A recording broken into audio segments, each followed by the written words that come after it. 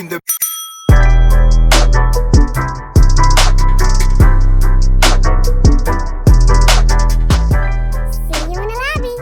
Welcome to See You in the Lobby, women's basketball's least filtered podcast, hosted by me, Matt Ellentuck, and WNBA All-Star Marissa Coleman. Welcome to the show. We've got a lot of semifinals action to talk about. Game ones are really exciting, but first we're going to do what we always do, and... Shot o'clock. So Matt and I, we pushed this week. We both lost our bet. That still doesn't make you a winner. Matt said that AT was going to have a triple-double. She had a double-double, so that would have been the safer bet. You did well by me, AT. I can't be mad. And then I had Gray with 20 points, and she had 7, so... That I have more questions about your take on that one. But guys, we have a plot twist this week. Huge. We ran Don't out show of the label. Don't show the label. We ran out of tequila, so we're taking shots of this bad boy right here. We found this. But if you recognize this bottle, you know shots of this. You know what it is. We just need that tequila sponsor. Come on, we would never run out of tequila. Right, if we had the tequila sponsor. I'm not even going to fill this all the way. No. I don't know the last time I've had this unnamed drink. All oh, right, God. Well, we both earned this, Ooh. I think, whatever. Now that's not as bad for me. I didn't enjoy it. Hold on, let me just take a sip. Oh, yeah, look, we're like official now. All right, I think we should start with the weird before we get to the good, yeah. The good, you know.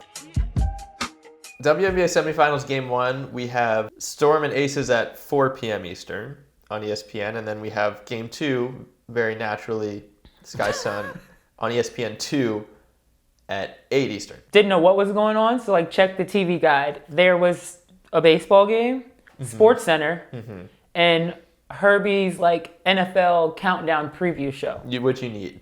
You just you have to have it. You can't move that to later in the day. The season's starting in 3 weeks. You can't move that. But I was super disappointed again. It's I understand it's all about, timing and for games and slots, but I think it was a huge miss on the W's part. And we knew everybody was tuning into Seattle and Vegas. They have 7 number 1 picks. They have some of the most notable players in the W playing. And then if you go back to that game they had in the regular season, everybody was looking forward to this. It was a great game. It did not disappoint. They need to put the next game on right after because you probably had a lot of casual viewers tuning into this game. They would have stayed this shit is good. They probably would have stayed and watched the Connecticut Chicago game. So I thought it was a huge miss. Yeah, I mean, that would have been a very natural lead-in, right? Did you like this game, this awesome game? Guess what? Candace Parker's coming on next. That's a very easy transition. It was weird. And then 2 hours to kill. What did you do with your 2 hours? I made dinner. Listen, personally, I didn't mind having the 2 hours, but from a fan perspective, I get why the league should have been trying to hop on that. That's your time. I also do think it's weird that we're having all of the semifinals games on the same day. If the W wants to kind of own this, I do feel maybe alternating days sort of makes sense, because otherwise we have 3 full days without a game in these series, which that's a big lull period for fans as well. So I don't think that it should have been back-to-back, but if you're going to do back-to-back, do true back-to-back and not a 2-hour gap in between. Anyway, unsurprisingly, the WNBA scheduling did not thrill us. But I actually don't hate them being on the same day. Yeah? Again, I think it will help with viewership. If the games were back-to-back, with them not being back-to-back, they might as well put them on different days. But I think if the games were back-to-back, that's just only going to help, viewership and get the numbers up there. So I don't necessarily hate that, but I hate that we have to wait 750,000 hours in between games. Would you like to ring the bell? Oh, thank you for allowing me back to my job. You're back to your normal role. We got some plays to talk about because the basketball did not disappoint, and the Stars really did not disappoint either. The one play I would like to point to first, because I kind of just screamed during it, because Matt texted me immediately after this play. I mean, it's unguardable what Brianna Stewart did. Stewie is unguardable. But this specific fader, which a lot of people were making Dirk Nowitzki one-legged fader comps, and that's kind of that. I mean, I think that's a good comp in all honesty. But what Stewie did here is disgusting. And I don't think people realize the degree of difficulty in that shot and shooting it over Kia Stokes, who was a known shot blocker. And I mean, you can tell she works on it a million times. She backed her down. She got to her spot, one more dribble, and then fade. And you see Becky tap her on the back afterwards because it was nasty. Watch Becky. Becky's like, good shot. Like, shit. Nothing we can do about that. Well, fuck. Stewie is the best player in the world. Say it again. The best player in the world. Yeah, I mean, that Here's her best player in the world trophy. Yeah, again, I'm sorry, that was probably heavy. Yeah, you got to start helping me. Sorry. Player number 2, who I think we need to talk about, who really kept Seattle alive in that game. Kept Vegas alive in that game against Seattle. Your girl, Chelsea Gray. Chelsea Gray. She's going to do what she does. I mean, this particular play, I remember watching, I was like, okay, Tina, good defense, way to stick with her. And then, bam. And those plays are so demoralizing as a defender, especially Tina. Tina's guarding a point guard. She's a post player, and she's staying with her, contests the shot, and cashes it out. Like, those are plays that you're just like, there's, again, a lot that Chelsea's been doing this playoff. It's this mid-range. This mid-range game that she had going on was just nuts. There was you know where she's gonna go too. Mm-hmm. This is her move, but there's just no stopping it. And that's when, like, what separates good players in the league from the elite players to the superstars is when you know the scouting report and you still can't stop it.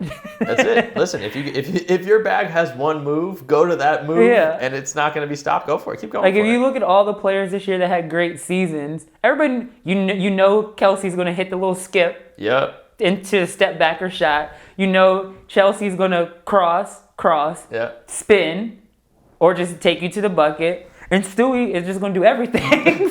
Stewie's going to do some shit that makes you real mad. That makes you think if basketball is really what you want to do anymore. Question life, like, fuck this, who's hiring? Shall we move on? Would you like to ring the bell for our next... Oh, it didn't work. That was really... Epic fail. That was really embarrassing. Did the camera get that one?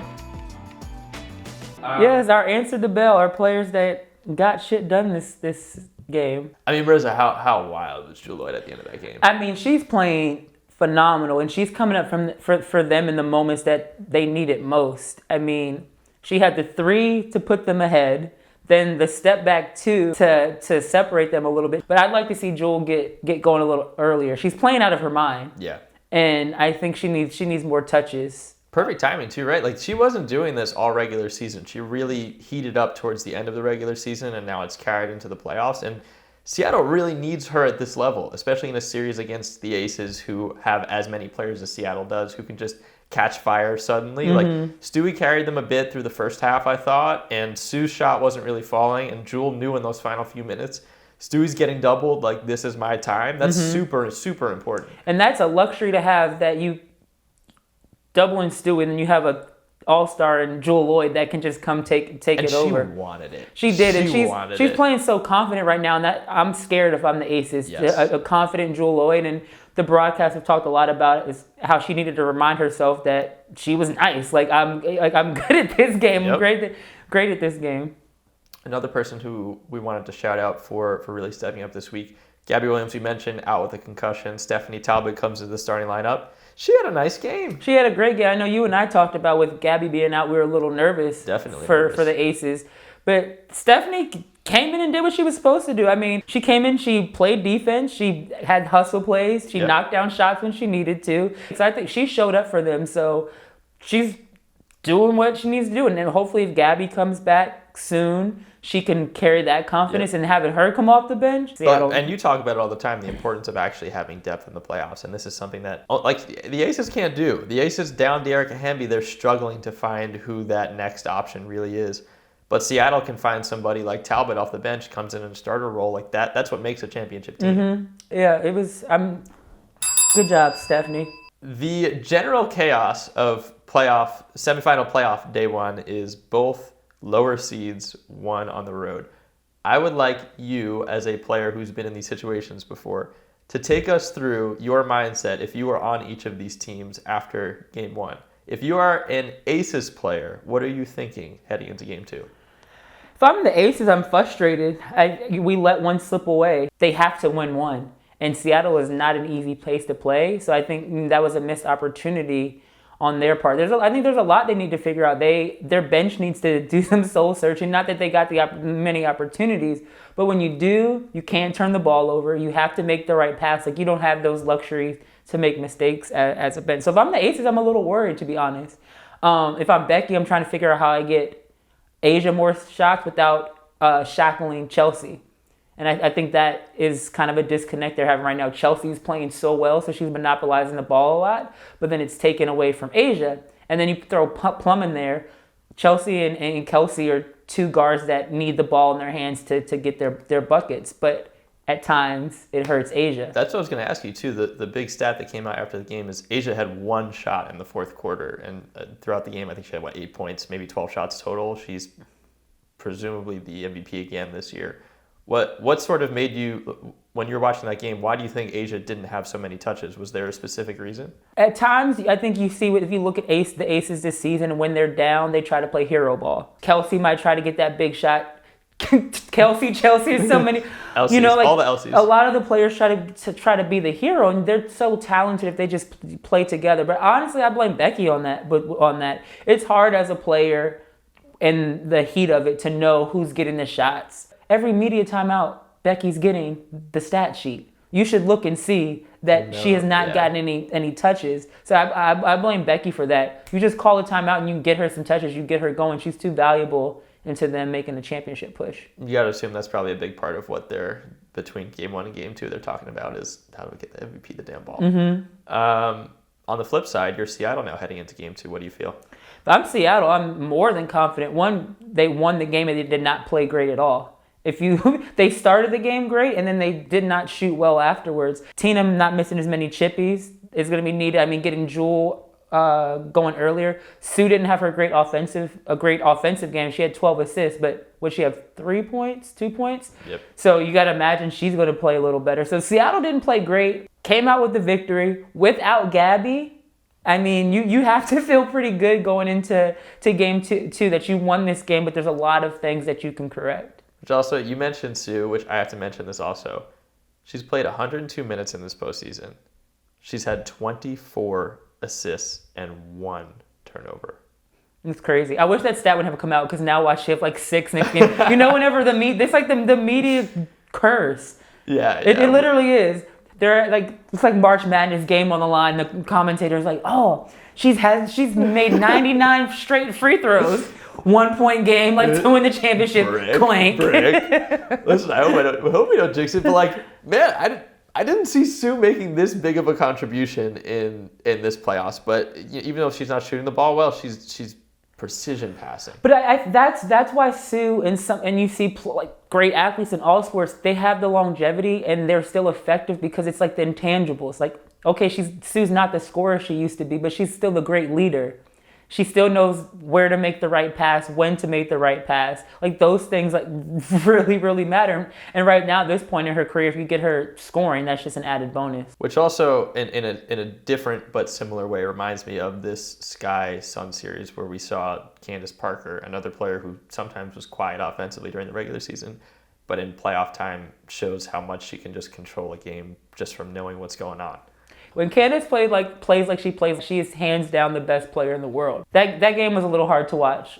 It was ugly, right? Last night, it was ugly.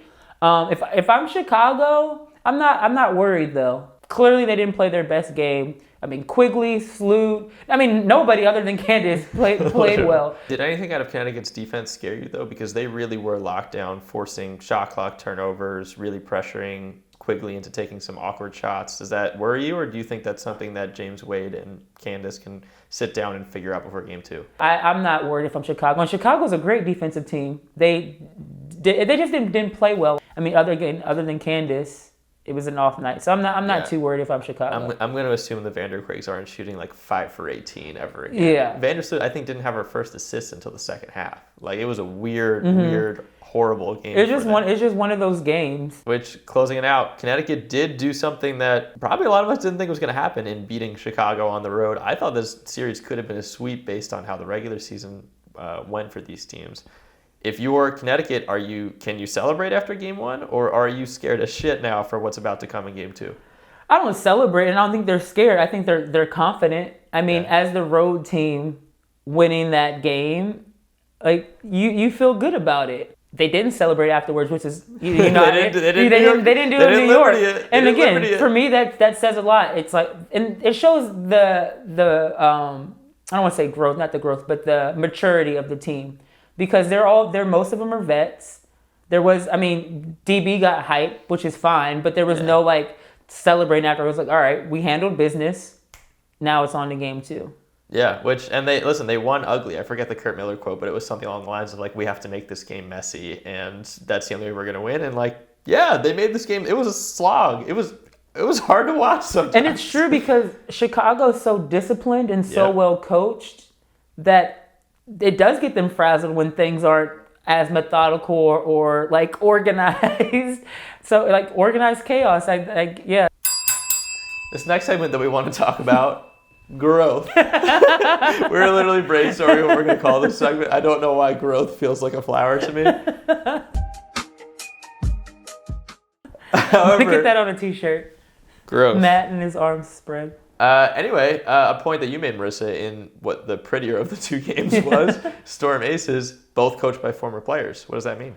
No, it was super cool to sit there and see Noe. One is like a young coach.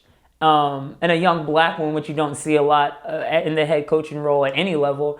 And then Becky, obviously, like her resume speaks for herself. But it was cool at both as former players to see them coaching in the semifinals, 2 of the best teams in the league. And I think those are the things that need to happen to help the league grow, because who knows the league better than former players? If you look at other leagues, former players are coaches, GMs, presidents, like front office roles. The more the W can embrace those, tactics of other leagues and incorporating former players, I think it's going to help the league. Yep. I think it was Lexi Brown, too, was also talking on Twitter yesterday about how Noelle Quinn maybe hasn't even gotten enough credit for how well she's coached this year, which is a great point, right? Like, bringing Gabby Williams into the starting lineup must have been very hard. Like, Gabby Williams is an awesome player, but a much different player than Seattle had been used to in their rotations before. And then not having her in game 1 and being able to swap Talbot into the starting lineup and on the fly readjust everything, really impressive. I agree, and I agree with Lexi in that Noe doesn't get enough credit. She had never been a head coach before. Yep. She'd never been a head coach before, and she's had 2 really, or is this her second season? Well, this year, I think it's 2 as the head coach. Yeah. And look how great she's playing, coaching. And I want to give a shout out to Ebony Hoffman, too, assistant coach on Seattle, another former player. And her and Noe played together in LA.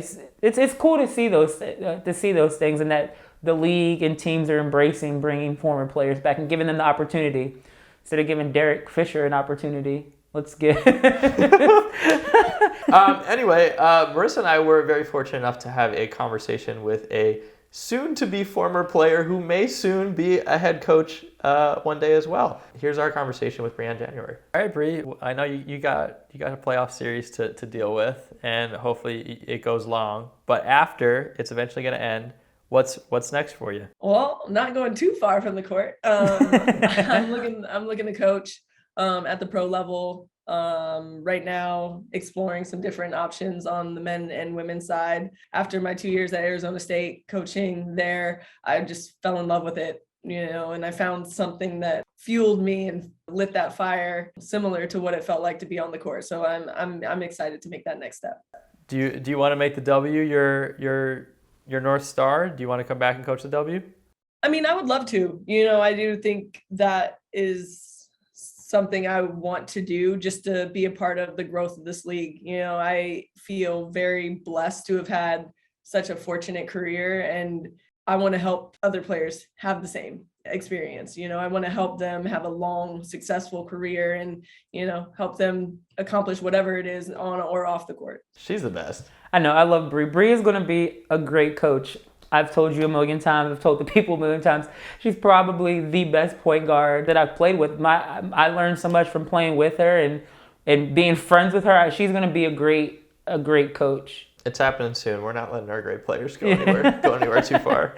Yeah. Maybe she'll coach one of the new expansion teams. No, that was not insider information. We do not know. I was trying to kick before we got yelled at. We've got some questions from fans. We have fans, of which we have several. Thank you too. See you in the lobbies. Huge fans. We had like 9 questions, and I didn't have to beg this time. A really good one from Taylor that I think is something we've kind of thought about even coming into this series. Do you think the winner of Seattle and Vegas will win the championship? Absolutely. And to Taylor's point, it is a slightly level higher of basketball being played against Seattle and in Vegas.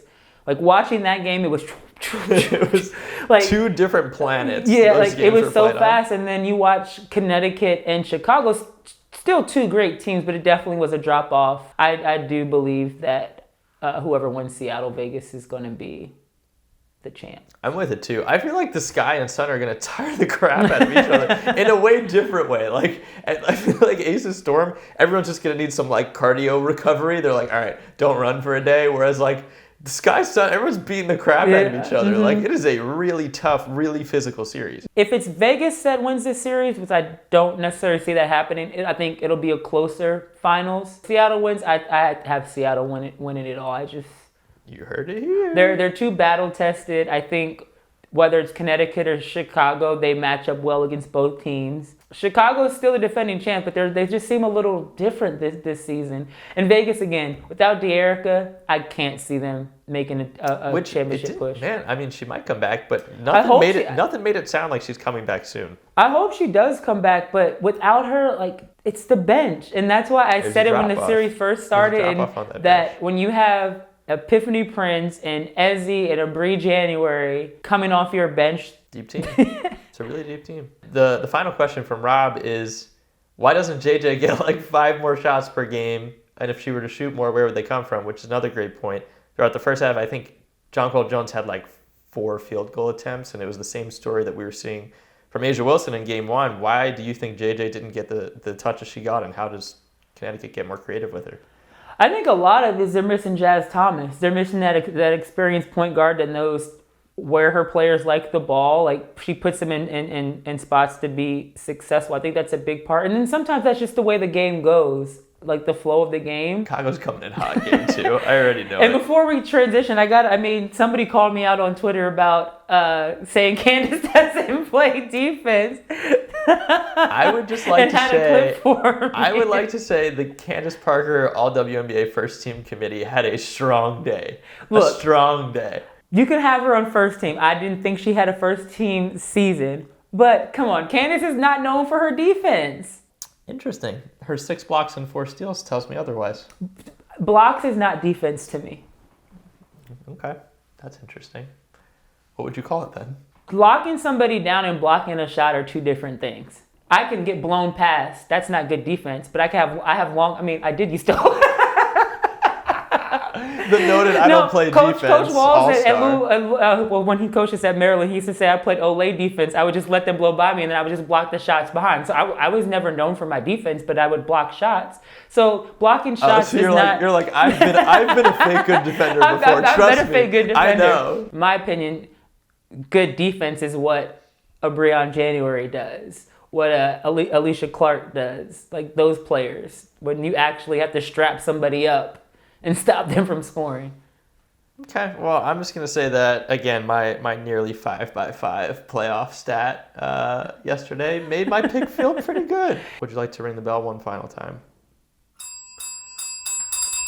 Wow, we really heated up there. Mm-hmm. Before Wednesday's Game 2s, Marissa, give me your updated predictions on how each series will end. Who wins and in how many games?